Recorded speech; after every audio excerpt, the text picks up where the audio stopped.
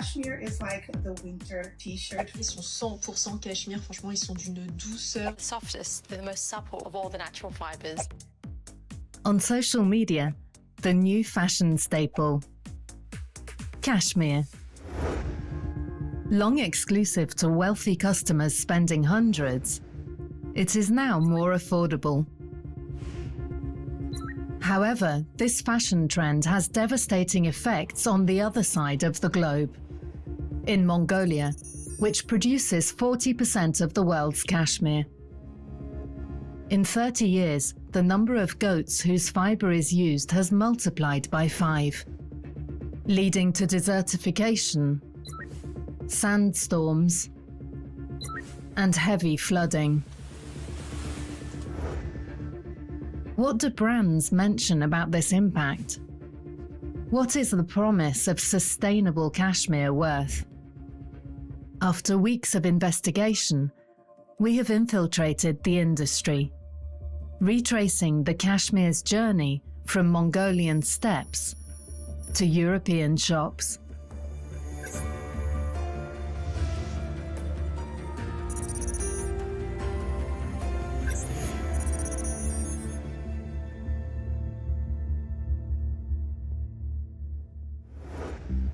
Raised by nomadic communities on the Mongolian steppe, local goats produce an abundant undercoat to resist the cold. It's this fibre, once combed, that becomes cashmere. An ever-increasing number of goats. In 2003, there were over 10 million. Today, the number of goats has more than doubled. The result of this? The vegetation they feed on has no time to regenerate. This is known as overgrazing. To measure it, the government uses a satellite monitoring tool. In this image from 2010, the Mongolian overgrazed regions appear in yellow, orange, and red. But in 2023, there were 10 times more. This leads to rapid desertification, which in turn is aggravated by global warming. According to the International Monetary Fund, over 77% of the territory suffers from desertification, largely due to the degradation caused by overgrazing.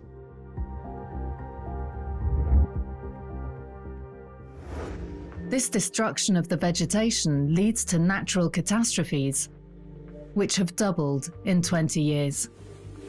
Devastating floods and gigantic sandstorms have hit Mongolia, affecting air quality as far as China and Korea.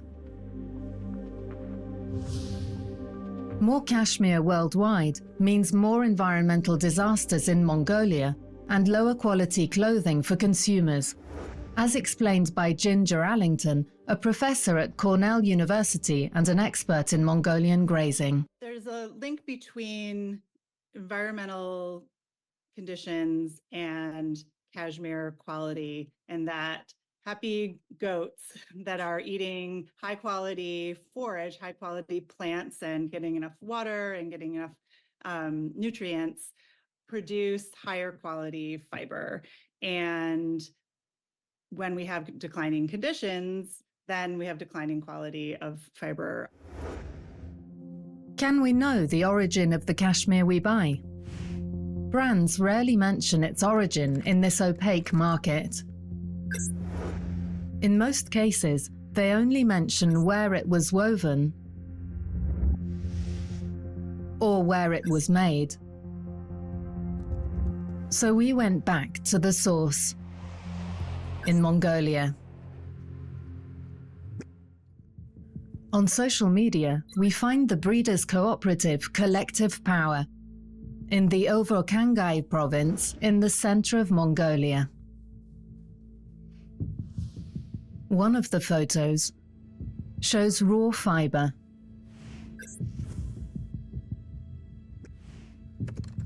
From its name written in the Latin alphabet, we found this report from the Asian Development Bank.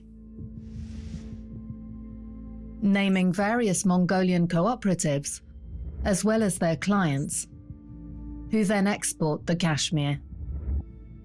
Who do they resell it to? To find out, we claim to be a European textile importer.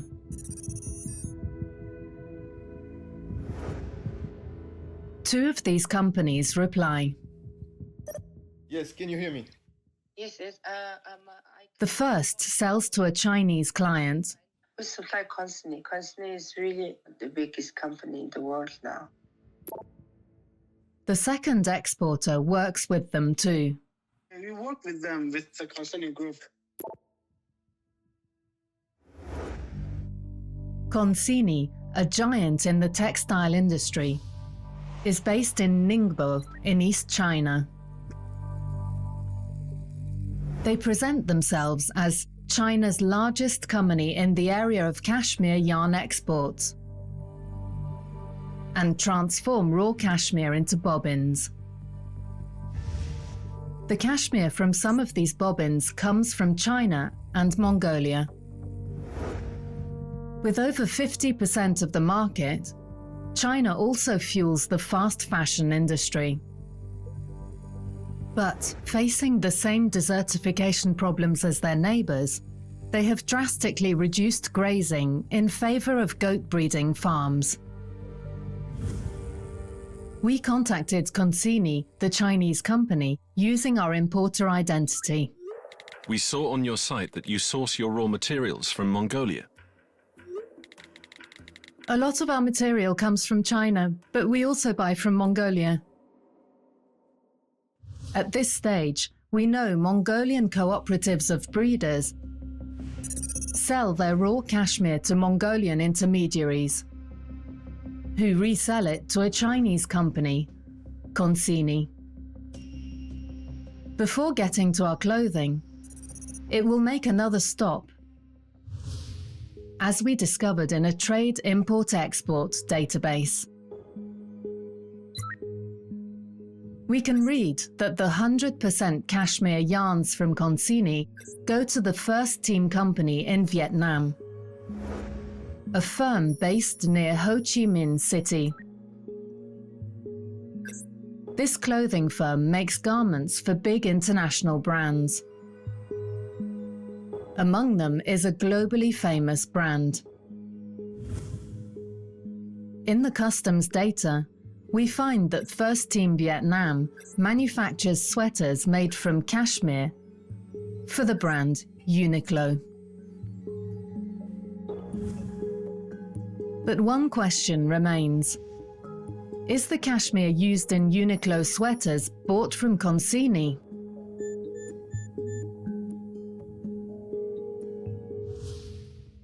On Uniqlo's parent company website, Fast Retailing, a document supports this hypothesis. The list of the company's fabric suppliers, where we can find the name Consini.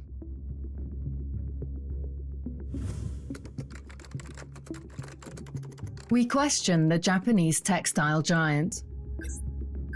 Do you confirm your garments can contain Mongolian cashmere? How do you take into account the environmental consequences of cashmere production in Mongolia? Fast Retailing didn't answer about the cashmere's origin, but claimed to be taking precautions regarding desertification by using satellite data to analyze the vegetation status at ranches supplying Fast Retailing with cashmere. They also claim that the Sustainability Department personnel also regularly visit ranches and conduct field surveys to confirm vegetation in the procurement area has recovered. However, the company didn't provide us with any independent studies confirming the efficacy of these desertification measures. How can consumers be sure their cashmere doesn't contribute to this destruction? To reassure them, brands use environmental labels. But our research proves this doesn't rise to the challenge. This is what we realized with a famous European brand, which we found thanks to Open Supply Hub, a collaborative database listing brands and their suppliers. Consini's site, the Chinese cashmere firm, was mentioned by 6 contributors. At the top of the list is Hugo Boss, citing Consini as their fabric supplier. We found another supplier of the German brand specializing in cashmere, Shandong Daxing Cashmere Products. We wrote as importers to track where their cashmere comes from. They responded. Our cashmere comes mainly from China, especially the white, but for darker colors, we buy it from Mongolia.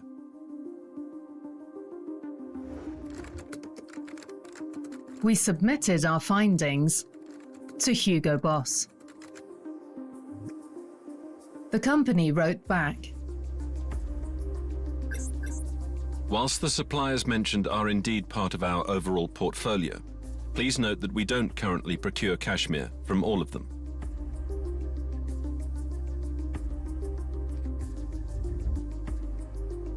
They also claim that they increasingly rely on standards such as FTC cashmere and the Good Cashmere Standard, with cashmere produced by farmers who keep their goats on farms,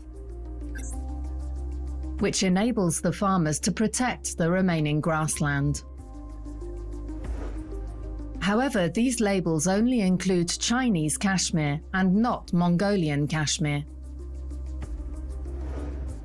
So in 2022, the label Good Cashmere Standard only represented 3,600 tons of cashmere of the global production of 26,800 tons, only 13%.